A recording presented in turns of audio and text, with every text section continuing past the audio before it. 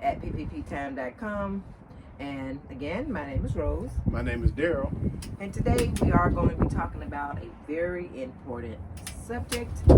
And before we get started, do us a favor, go ahead and like this video because you're going to like it. And go ahead and subscribe if you hadn't already subscribed. And hit the notification bell so that you'll know the next time we do a video. Okay, honey.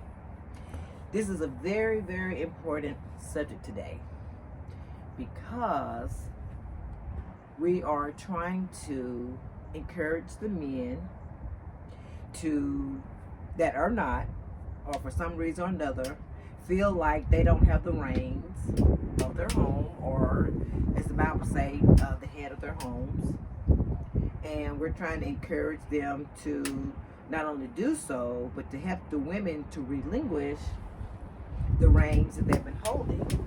Now, we understand, as we was talking about earlier, that for so many reasons, women have been holding the reins. Like myself, I come from a strong female background. My mom was because of circumstances. My dad got sick when we were younger, and so she had to take the reins. So all I've ever known is my mom holding the reins. So as we got married almost 38 years ago, it was easy for me to take on that role as almost not the head, but kind of like holding the reins. And for so many reasons today, with statistics is showing that 1 in 3 of every child is from a single parent household. So a lot of women today grew up watching their mother run the house. So that's who they are in nature, and that's what they have seen. So that's who they are. So a lot of times when they get married, they continue in that role because they don't know how to relinquish the role. That's another reason, maybe. And another reason too is a lot of times women now are getting married later in life. They've gotten their careers and they're working, they've bought homes, they've bought cars, they've learned how to run the business. So now they've continued to do so. And also because of society's norms today, with man and woman, and although the man can still be the homemaker and the lady can be the sole breadwinner, he still can hold the reins, even with those society norms. But we're going to discuss today how we can help that man get those reins, and how the woman can learn how to feel comfortable passing the reins for him to steer the ship with one thing that God has given us, and it's two things God has given us: the Monday meeting of the minds and daily strategic planning. But first we want to set this up, I think, maybe from the word. Yeah, and I want to comment on something that you said that made all the sense in the world when you talk about that the man being able to hold the reins, even if he's a homemaker. Mm-hmm. Mr. Mom, right? Our favorite movie. Yeah, one of our favorite movies back in the day, Mr. Mom with Michael Keaton. Mm-hmm. But the key is, just like that woman can hold the reins, and she might not be employed or whatever, she's just running the business of the household. Because running a household is a business. It's a business. You know what I'm saying? So it don't matter, employed or not employed. Mm-hmm. It's not the factor, it's who's holding the reins. Mm-hmm. But God do want everything to be done decent and in order. So if we look at the highest level of how God created things to flow, and for His grace to kick in, then let's go to the Word of God, right, and let Jesus be Lord. If you truly want to maximize and believe God for, if you're not married, that it happened in this order, and if you are married, that God arranged it in this order. So let's go to the Word of God. We're in 1 Peter chapter 3. I'm going to be reading from the NLT version, starting at verse 5, and we'll probably read down to verse 7. But he says, "This is how the holy women of old made themselves beautiful. They put their trust in God and accepted the authority of their husbands. For instance, Sarah obeyed her husband, Abraham, and called him her master. You are daughters when you do what is right without fear of what your husbands might do. Then verse 7, he transitions to the man's role, but he shared the women as a prerequisite so that we can have a point of relativity. So he says in verse 7, in the same way, you husband must give your honor to your wives. Treat your wife with understanding as you live together. She may be weaker than you are, but she is your equal partner in God's gift of new life. Treat her as you should, so your prayers will not be hindered. So when we talk about it, verse 5 and the address to the woman was not to be trying to win your husband per se with the outward adorning, makeup or hairstyles or whatever. In fact, that's a couple of scriptures up. But he said the holy women of old accepted the role of letting the man of God and that husband accept his role. And I think really what we're trying to do is, because this really was born out of, I can remember waking up one night and I was kind of anxious. Yes. And about some things. And the Lord told me, he said, I didn't even get you to worry about that anyway. Right. And we're going to show you these shirts that we that was born from that. And God woke me up. This was like early morning, which my fellowship time is about 4 o'clock. And he said, you're not even supposed to be thinking about that anyway. He said, pass those issues to your husband. And so he gave me this acronym, and it was FAITH, F-A-I-T-H, and it says forward all issues to husbands. And so just the thought of that, my heart, my soul and everything was relieved. Because I was like, oh, I don't even have to think about that. God said, pass that to your husband and put your trust that he can handle it. And that through God he can handle it. That's powerful, because God's grace can be forwarded to that woman to handle more than she should. But in the meantime, that woman should be in prayer to win that husband into his rightful position and to relinquish that role, because you really wasn't built for all that. Right, because we were created as help. That's right. And so to get back into our role as help, and him get back into his role, because God had, if we're going back to Eden, and everybody confess going back to Eden, living on top of the world, right? Or if we're going back to Eden, well, God created man first. We don't know how many years or thousands of years, whether he was on earth by himself after he created earth. But then he said it wasn't good for man to be alone. And somebody's gonna make him a helper. Right. So we were supposed to help where he couldn't do. He could rely on us. And I think that's where our Monday's meeting of the minds really came into play. And we always say, let's bring these two minds back together. So before we go into the wisdom of how to actually make it happen, I want to bring out the responsibility that was before ordained. When that man is in proper position, we talked about this earlier. If he's don't have the reign, he don't want to take responsibility of the decisions made, right? He was designed to make those decisions and to be held accountable. Adam was held accountable for the state of the world today. And reason why Jesus had to come and die and became accountable for our deliverance. Because God told Adam what the command was. Right. And he had to relay that to his woman to be submissive. And when she made some decisions with the enemy, it didn't affect the world. It was when Adam succumbed to his woman that we was in the shape that we in today, and sin had the prevalence that it had. Right. So it's really sad, kind of. And that's really what's going on today, because the man is not in his position. The wife can speak into his life and make him make certain decisions like Eve, you know, she brought the apple to Adam, and Adam had the commandment. He could have said, "Look, baby, now God has specifically said not to." Right. But he chose his wife, and so that was the downfall.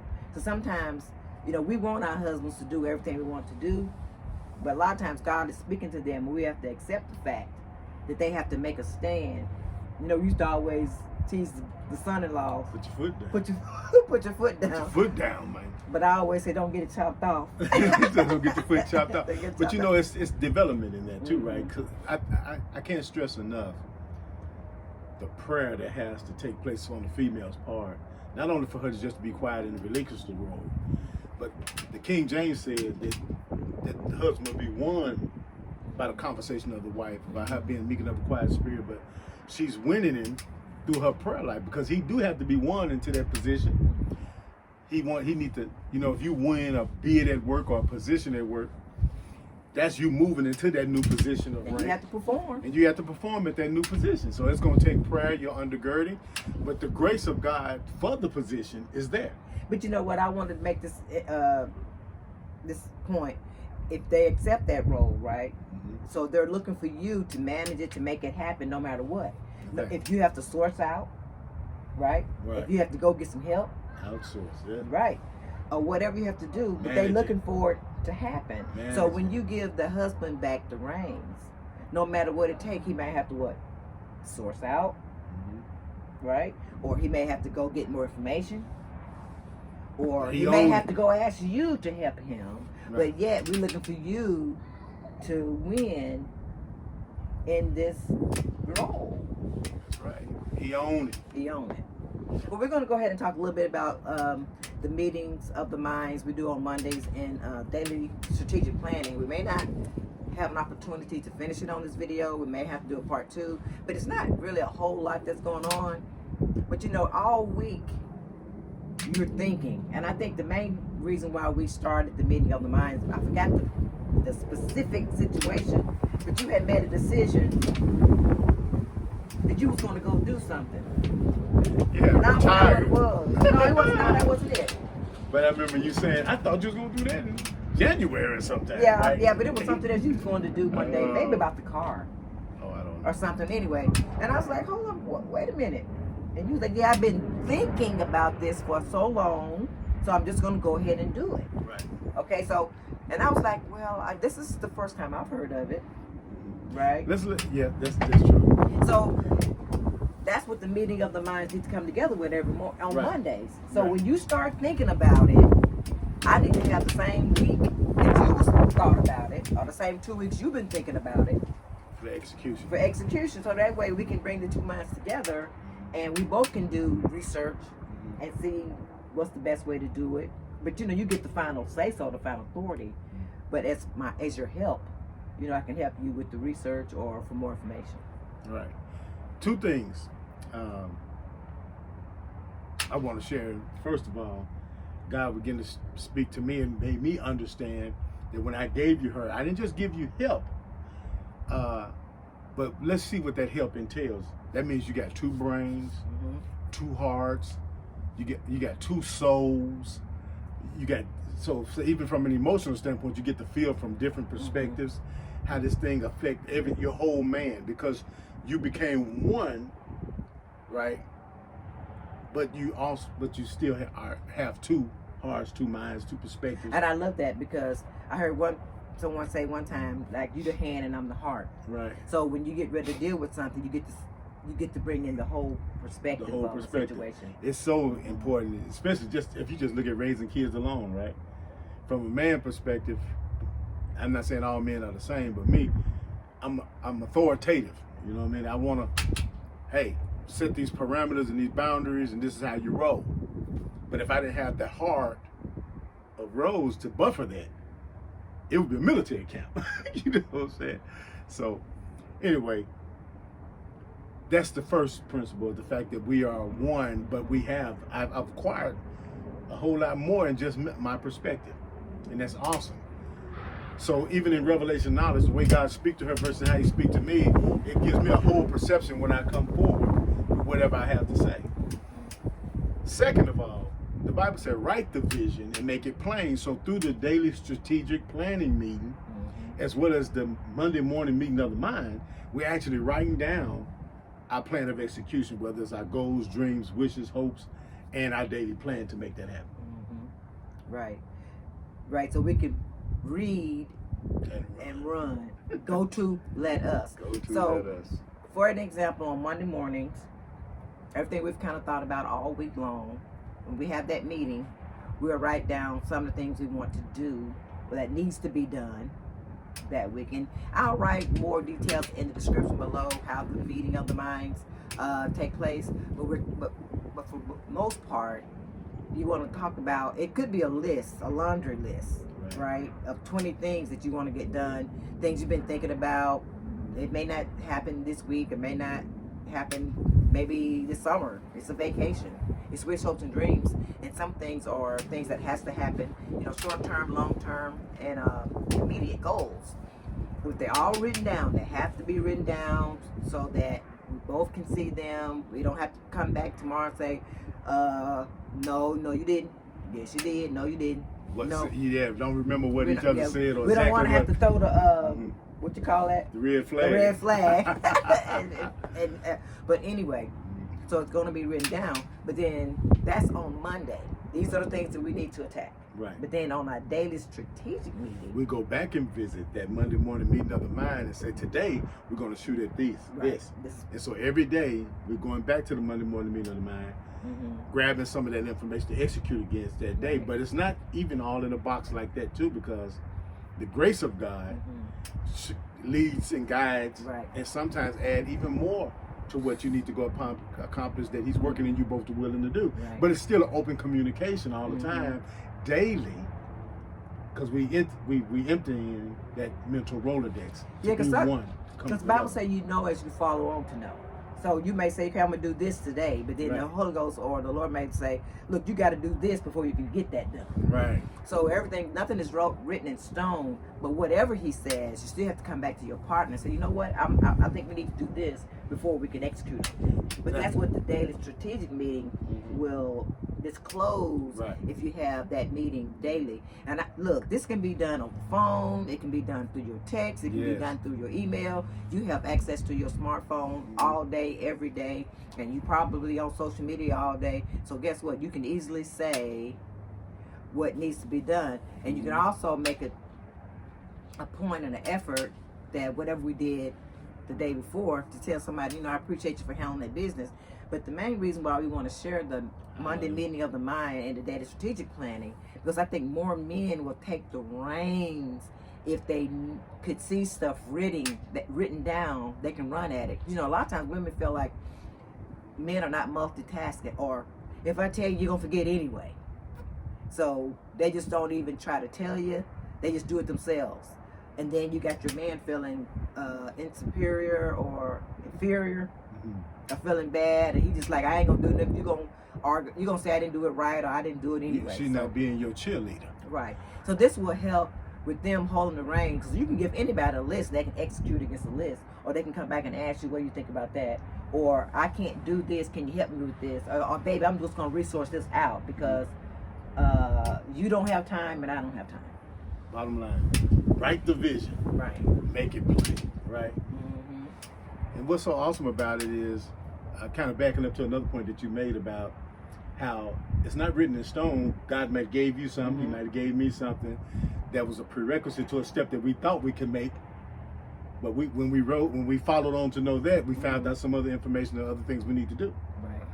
But this is the grace of God kicking in. He said, you're heirs together of the grace. That grace is God's divine influence upon the heart, his unmerited favor.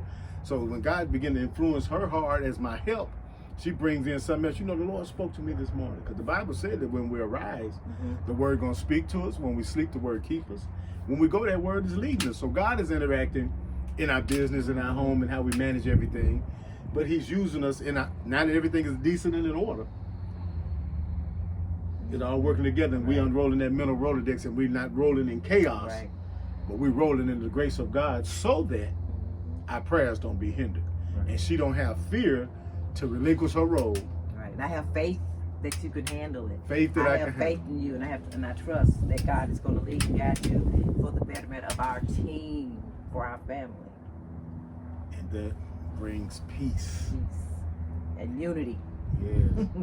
Right. Because two get much reward for their labor. To get much reward for their labor. Well, if you have any more questions about the Monday meetings of the mind or daily strategic planning, just leave a comment or your